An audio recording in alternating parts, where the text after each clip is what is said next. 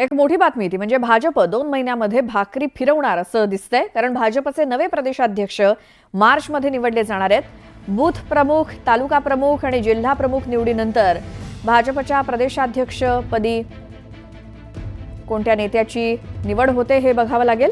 मात्र 2 महिन्यात भाजप भाकरी फिरवणार।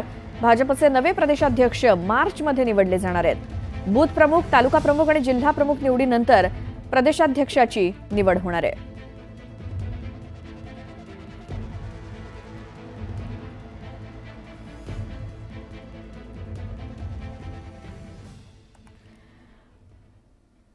मसाजोग गावचे सरपंच संतोष देशमुख यांच्या हत्येप्रकरणी ठपका असलेला वाल्मिक कराड याची याचिका कोर्टाने फेटाळली। आपल्याला स्लीप ॲपनिया नावाचा आजार असून त्यासाठी आपल्याला एक मदतनीस मिळावा अशी मागणी कराड याने याचिकेतून केली होती। ती मागणी कोर्टाने फेटाळली आहे। वाल्मिक खासगी व्यक्तीकडनं वैद्यकीय सुविधा पुरवण्यासाठी त्यानं याचिका केली होती। मात्र असा खासगी व्यक्ती कोठडीमध्ये असलेल्या आरोपीसोबत ठेवता येणार नाही असं कोर्टाने म्हटलंय।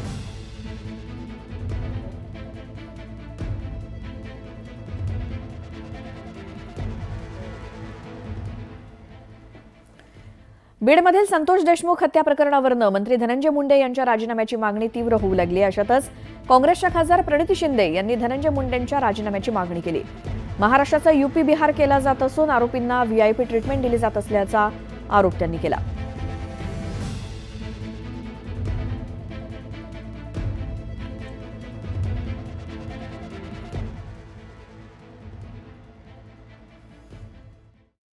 शंभर टक्के झालाच पाहिजे। जर ते ह्या प्रकरणात पूर्ण प्रकरणात ते आहेत असं दिसून येते एकंदरीत।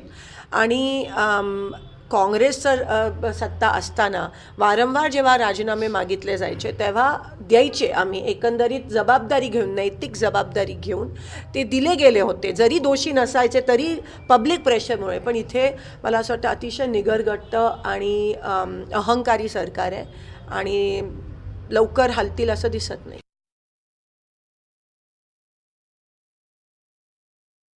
तुम्ही बघा, लॉरेन्स बिश्नोईपासून वाल्मिक कराडपर्यंत जे गुन्हेगार आहेत, जे जेलमध्ये बसून प्लॉटिंग, आणि ते गुजरात आणि हे महाराष्ट्र, म्हणजे आमचं महाराष्ट्र पण यूपी बिहार गुजरात सारखं बनवत आहेत, ह्यांना पाठीशी घालतायत। आणि मी जेव्हा बीडला गेली तेव्हा देशमुखांची मुलगी आहे ती मला म्हणाली, ताई मला खूप भीती वाटते, मी पण पोलीस प्रोटेक्शन मागितलं आणि मला अजूनही देत नाही आहे सरकार।